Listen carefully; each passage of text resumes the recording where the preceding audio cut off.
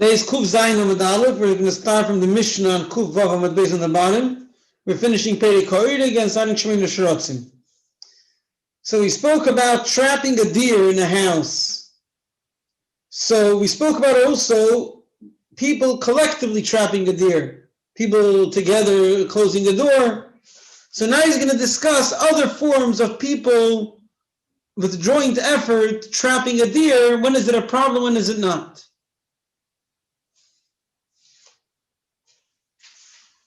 Yashav ha'echod ala Pesach.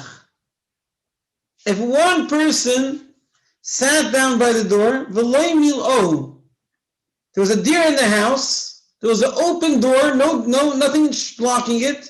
So a person sat down, I guess, he'll block the deer's way out, but he didn't succeed, he's not big enough, and he didn't fill in the whole doorway. Yashav Hashemi, a second yid came there, umilo. He sat down, and together they filled the doorway. Hasheni chayiv.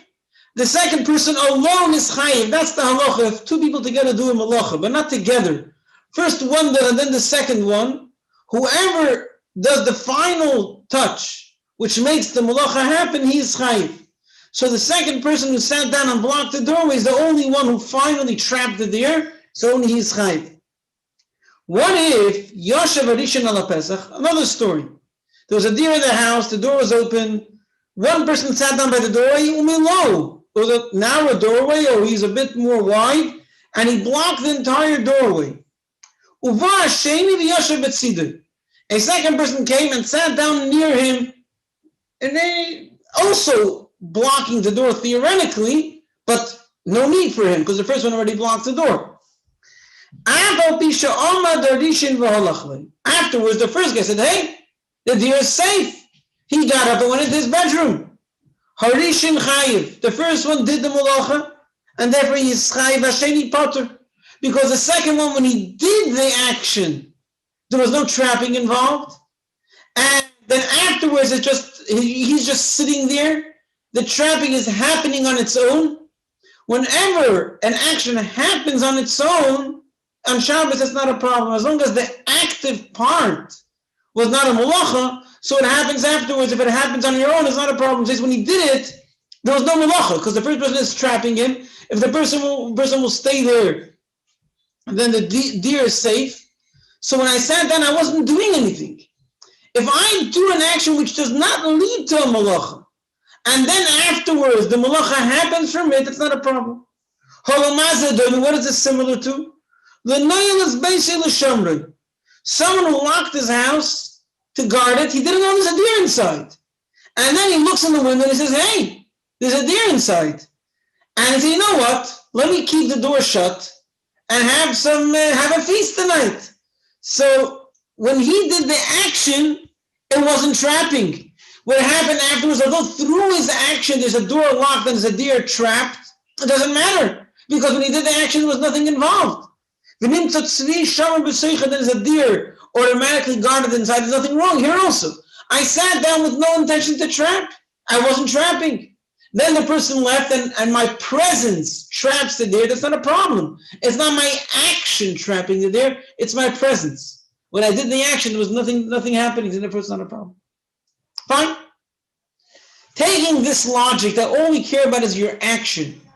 If something happens on its own, you're allowed to keep that situation going with no action, even though malacha is happening. So he's going to apply it in the Gemara to another case.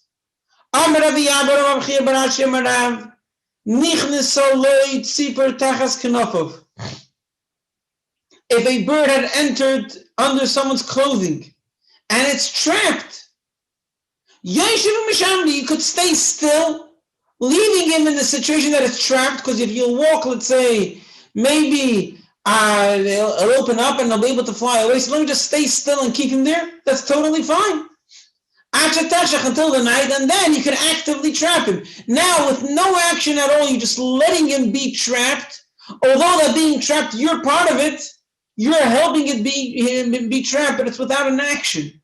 It's without an action while you know he's trapped, and therefore it's fine. Okay. Now, if you realize the wording of Rabbi Abba took it a step further than the Mishnah, or the wording of Rav. The Mishnah said Potter. He's not chayiv. Rabbi Abba says Yeshiv, you may sit. It's a big difference. Potter usually means you're not allowed to. It's just you're not chayiv chadas. It's not an issur deraisa. He's saying you're allowed to do that. Masiv Reb Nachman bar Yitzchok. Look in our Mishnah. Yoshev Arishan ala Pesach. One person sat down by the doorway and he filled it up with vash. And if Yoshev see the second guy sat next to him. The first guy left. Harishan chayiv hasheni potur. The second guy is not punishable. My love potur avarasu. Usually it would mean you cannot punish him, but he's not allowed to do that. So that contradicts what Rav said, that you're allowed to do that. Says the Gemara, no, here's an exception. Loi. Here it's an exception, potur umutar. Here when it says potur, it means he's allowed to do that. Says the Gemara, hachinami mistabra. It makes sense. Mi the katani seifa. Since the Sefer says, what is it similar to? If you like your house to guard it, and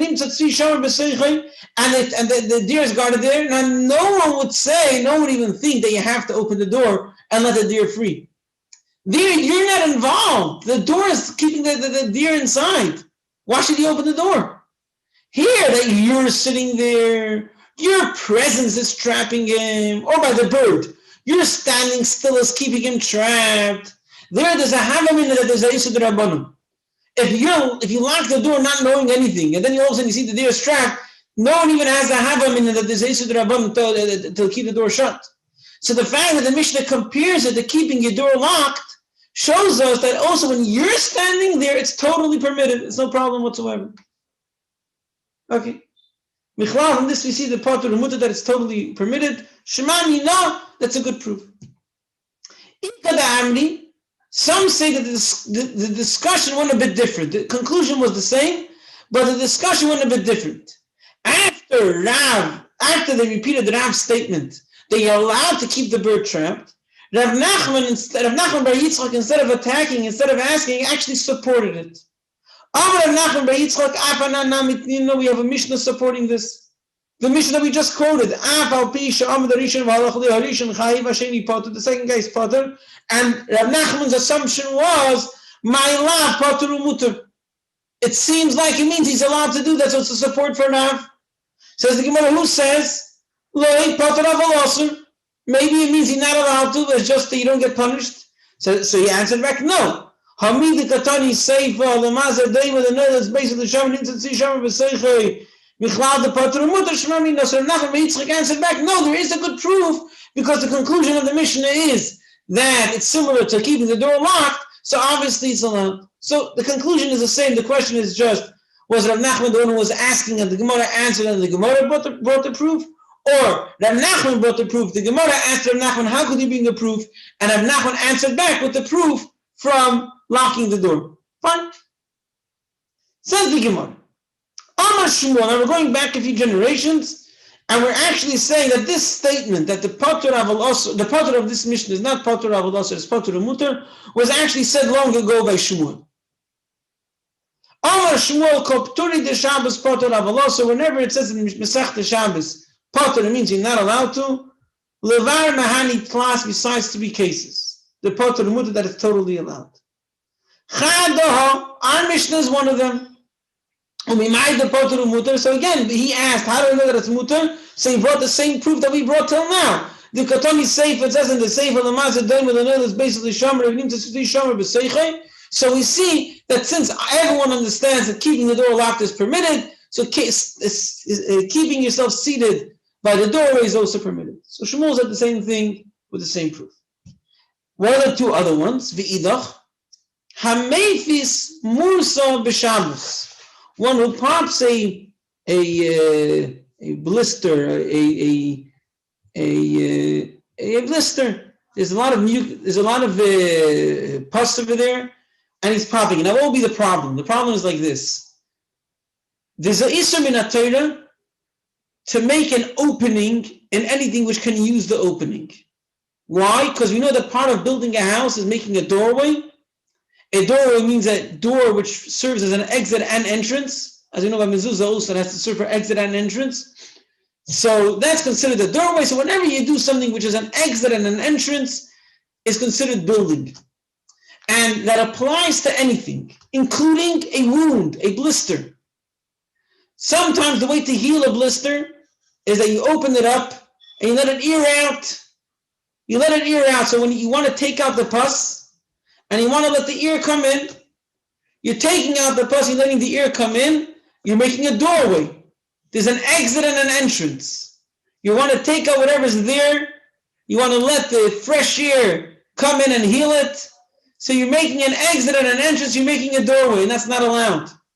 However, that's only if there's a professional doing it, and that's his intention. Usually, when you pop a blister, all you want is to remove the pus. You don't care about anything coming in and healing it. And therefore, it would not be a Isur min HaTorah. However, Midrabanan, the Rabbanan said that any opening, even if it's just that things should come out and not come in, for example, for any bottles or cans, could enter that question of making an opening, although it's only a one-way opening, you only want to pour it out, but that could be an issue.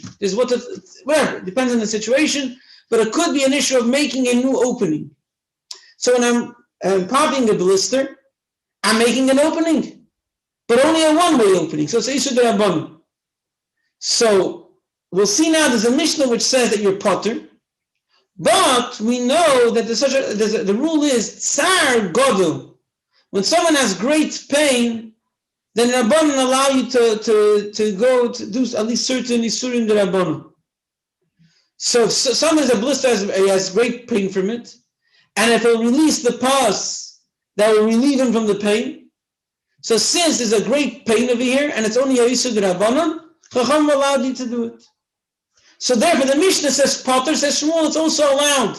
Because you're relieving your pain, therefore it's allowed. Let's see it inside. V'idach, what's the next case?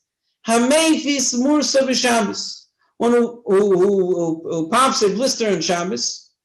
Imlasis lopeh. If he wants to make an opening to heal it, he wants to release the pus, and then to let it ear out, then chayiv, it's Isur D'Oraisa. But if all he wants is to release the pus, potter. Okay. Now, I can understand that you're trying to tell me that you're allowed to do it because there's pain, but who says? Where do you see it in the Mishnah? Or the potter and mutter, who tells you that it's allowed? Because they have a similar Mishnah. The Tanan, machat shel yad. A needle, a sewing needle, that you use your hand to sew with it. It's a keli shemalachte leisur. It's designated for a non-permitted use or a prohibited use on Shabbos. The rule with those tools are you're only allowed to move them around. If you want to use it for a permitted usage, or if you needed space. Now, usually you wouldn't need, maybe you need the space of a needle because you don't want anyone to get poked, fine. But what would you use a needle for? So he brings an example, little boys, you have a splinter, you want to remove the splinter. It has to be done in a way that won't definitely make it bleed, because if it definitely makes it bleed, that's another issue of sheichet. But if you can make it in a way that won't definitely make it bleed, you're allowed to do it. But why? You're making an opening. You're taking out the splinter. But it's a one-way opening. All you want is to get the splinter out of there. That's all you need. And it's painful. It's painful. Okay, we're not talking about the fact that it can get infected, but it's painful. And since it's painful, maybe it could be it's a case that, if you wait till after Shabbos, nothing's going to happen. But it's painful. So the Mishnah says you're allowed to remove it. So from there we see that if it's painful, you're allowed to make an opening that's only a one-way opening. So then the other Mishnah, which says potter, obviously means potter and mutter. So it's another case that potter means you're allowed. What's the third case? Hatzad nochosh b'Shabbos. One who traps a snake on Shabbos. If he has no interest in actually trapping the snake, he's not a snake hunter, he's not going to put it in the zoo. Rather, he just doesn't want it to bite him. So how is it going to stop him from biting him? By trapping it. So then potter. Then he's not punishable. That's a simple translation. In the refuah, if he wants to use the snake for some sort of medication that they would make out of snakes somehow, so then chayiv, you're trapping him for using him, you're not allowed. Now, so it says potter. So come Shmuel and he says potter means you are allowed. Who tells you the potter and mutter? Maybe I'm not allowed. The Tanan, it says you're allowed to turn over a plate on a candle, obviously with an ear opening, that it won't put out the candle, but you're putting it over there, you're putting it on the candle in order that it shouldn't, the beam fell in, there's a log that fell in, and you don't want it to catch on fire, so you're putting a separation between the candle and the log, so that's allowed. Or if a child made an accident on the floor, so you're allowed to take a plate and cover it. If you have a scorpion, you're allowed to cover the scorpion without an ear opening, or maybe with an ear opening, but without an opening that he could leave. Basically like this, the chiddush is, there's an opinion which says that you're not allowed to move even a permitted utensil on Shabbos if the purpose that what you want to use it for is an object which its usage is not allowed on Shabbos. And this Mishnah is saying, no, you are allowed to. So although you're not allowed to move a candle, you're not allowed to move the dirt, you're not allowed to move the scorpion, but you're allowed to move the plate for the candle, the dirt, or the scorpion. Now the scorpion, you're trapping him. And nevertheless, since you're trapping him like this, obviously we're not talking about a case of immediate sakonos nefashos. We're talking about a case that the people who are, I guess, more familiar with it, they knew how to be safe, and they knew how to protect themselves from being bitten. Fine. But it's painful.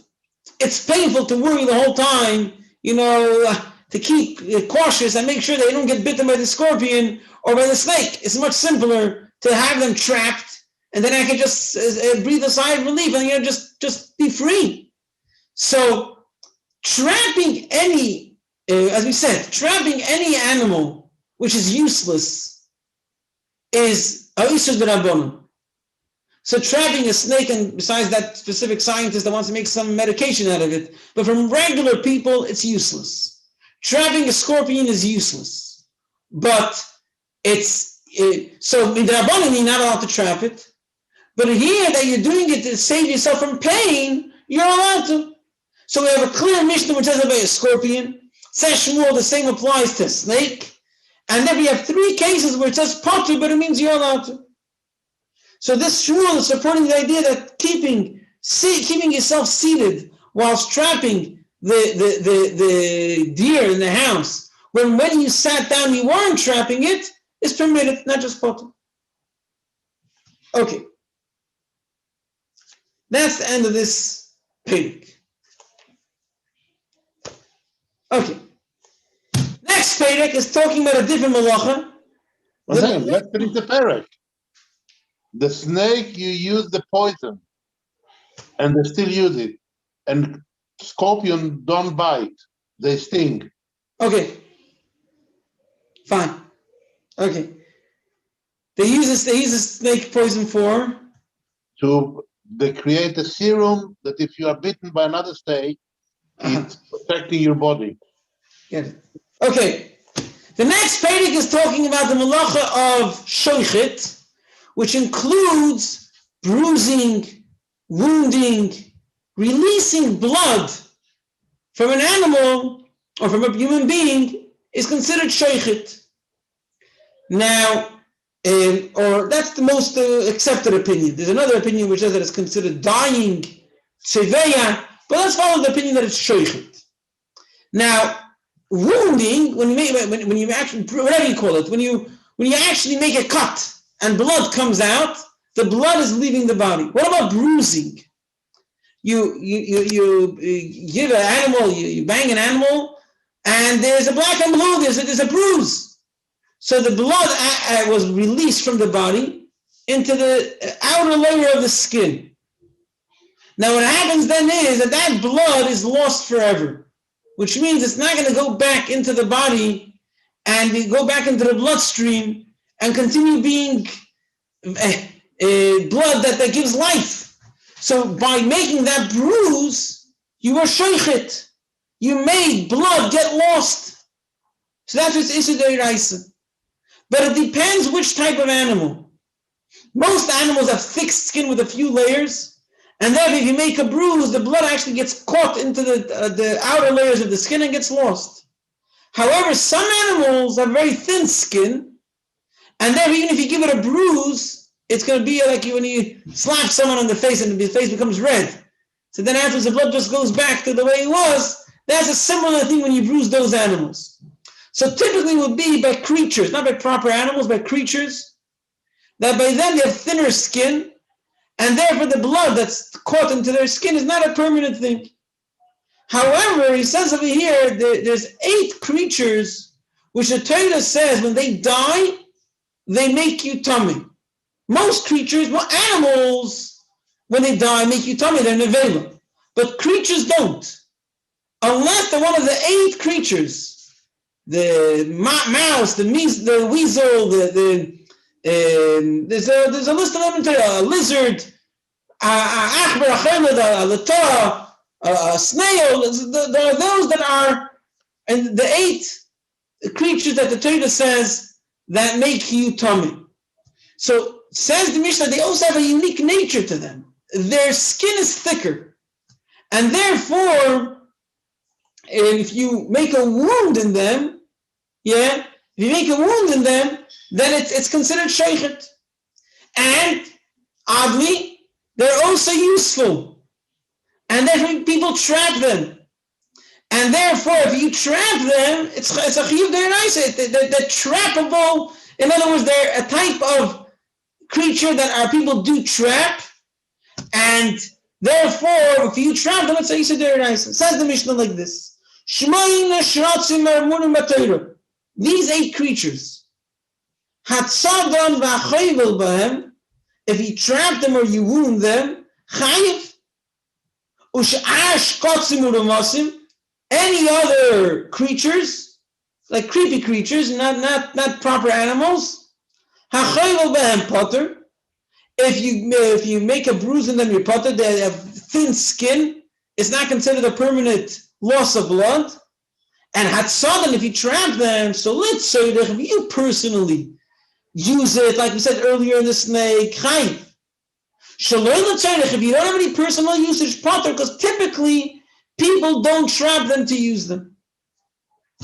Now another thing, if you own an animal, let's say you own a deer, you own a wild animal, a behemoth obviously, but if you own a wild animal, or if you own some other bird, let's say chicken obviously, but I guess if it's any other bird that would be free, but you happen to domesticate them, Hatzadan potter, if you trap them, you potter, it's yours already.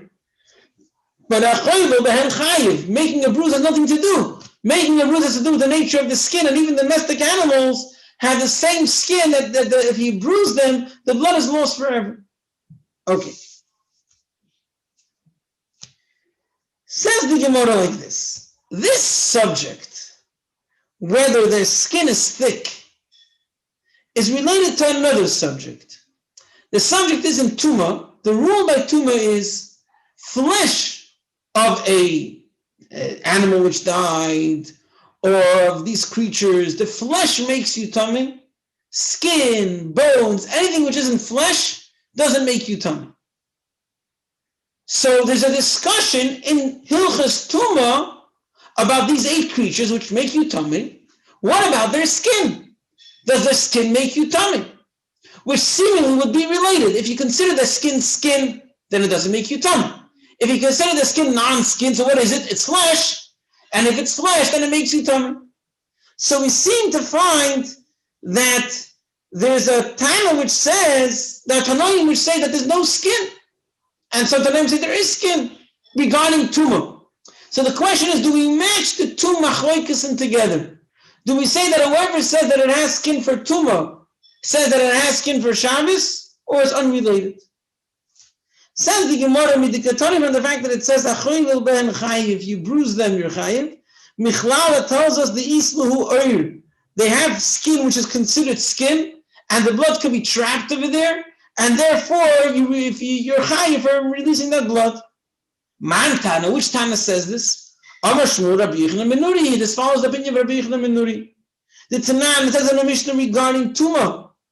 It says, Rabbi Yochanan ben Nuri, these 8 creatures, Yesh Lahen Oiros. Their skin is considered skin, and it does not make you tummy. So that's what our Mishnah follows, seemingly. That their skin is considered skin, and the blood is lost over there, and therefore you chayiv. Rav Baravuna Amarav, no, afilu teimer Rabbanon. At kam lepligi Rabbanon aled Rabbi Yochanan ben Nuri, elo le'inyan tumah. The machloikis is not a practical, technical machloikis. It's a halachic machloikis. They also agree that technically these animals have thick skin, and therefore if you would bruise them, the blood will be lost in it. But they say there's a special pasuk by Tumah which says that although the skin is skin, it makes you tummy. The Chsiv, it says, Eila Tmeim Lachem. So let me just get the psukim over here. Let me just get the psukim, it'll be a bit easier. Because it's relevant to what we're saying over here. 1 second.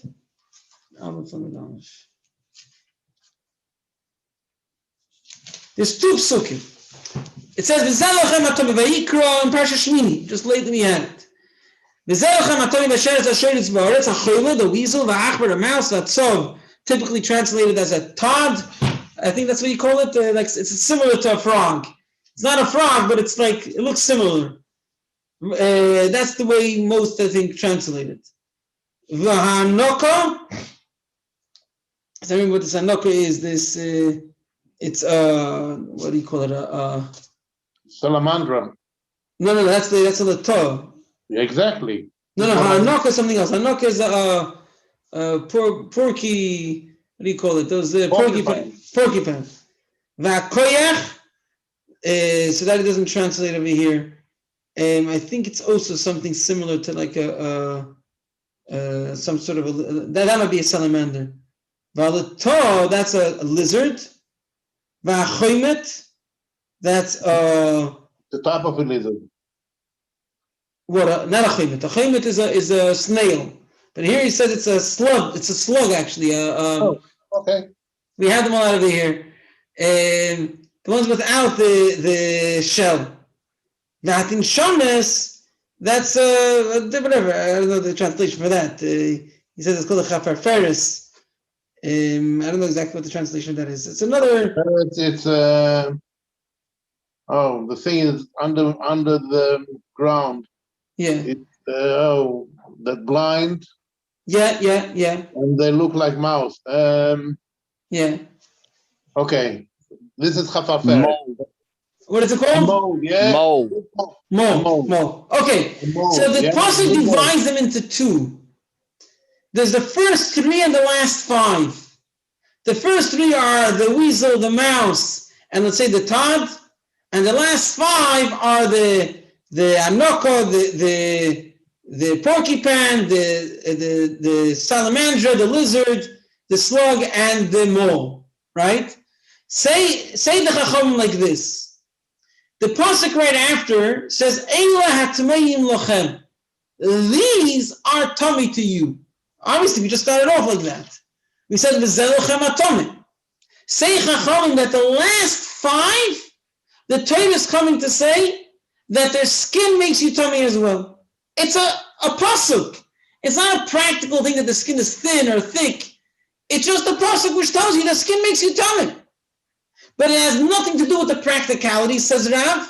They also agree that they have thick skin, and therefore if you bruise them on Shabbos, you're chayiv. Let's see it again in the Gemara. Afilu teimer Rabbanan, that's 4 lines before the white lines, 6 lines before the end of the page. When do Rabbanan argue and say that their skin is not like the flesh, it's like the flesh, I'm sorry, the pasuk is adding these are tummy. The rabbis to add that the last 5 listed in the second pasuk. So it's really like this, says Rashi. Ha tmeim means they're extra tummy. Eila means only these. Only the last 5 are extra tummy. Right? So Eila Tmeim Lachem L'Rabbos, it comes to add that the last 5 Sheirisayim Kipsorim. Their skin has the same halacha like their flesh. Aval in Shabbos, Afilu Rabbanan Moedu. By Shabbos, they also agree that their skin is a skin, and therefore if you bruise them, the blood gets lost, and therefore you're chayiv. So that's Machlekes Rav and Shmuel. The Rabbanan would say that the 5 last creatures, their skin makes you tamei. Is it because they hold that practically the skin is thin, and therefore on Shabbos also if you would bruise them, you would be potter? Or it's because they say it's a pasuk, and therefore on Shabbos if you bruise them, you're chayiv. So we're going to continue discussing this later on in the Gemara. I'm not going to start the last 2 lines because it's a whole long discussion in the next page. But that's the Machlekes Rav and Shmuel.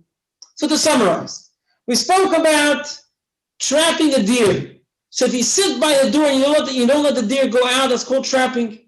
However, and it was 2 people, and one person sat down and he didn't succeed. Another person sat down and he blocked the doorway. Oh, he has to have the first person as well. But he did the final touch, he's chayiv. What if you had a person sitting down and blocking the doorway, and then you sat down next to him and you also blocked the doorway, but you're not needed? Then the first guy leaves. Just sit there, it's totally fine. The Mishnah just says potter, but the Gemara says it means mutter. That's what Rav says, and Shmuel also said it later. And the same would apply if a bird got trapped under your clothing, you just stand still and let him be trapped. Why? L'chayda, you're helping the fact that he's being trapped, but the Mishnah compares it to leaving your door locked. Leaving your door locked is definitely something which is totally allowed, but you're not doing, not even your presence is not doing anything. So the fact that the Mishnah compares it says that here it also is potter and mutter. Shmuel said there are another 2 cases in Shabbos where it says potter and it means mutter. One case is popping a blister when you only want to release the pus, you're not interested in healing it. So it's an Issa D'Rabbanan to begin with, and since you have pain, you're allowed to do it. Who says you're allowed to? Because the Mishnah says you're allowed to take a needle and take out a splinter if you're not going to definitely release blood. But why? You're making an opening, a one-way opening, and it's Issa D'Rabbanan, but you're in pain. The same is when the Mishnah says that you're allowed to trap, that if you trap a snake to protect yourself, you potter. Says Shmuel is mutter.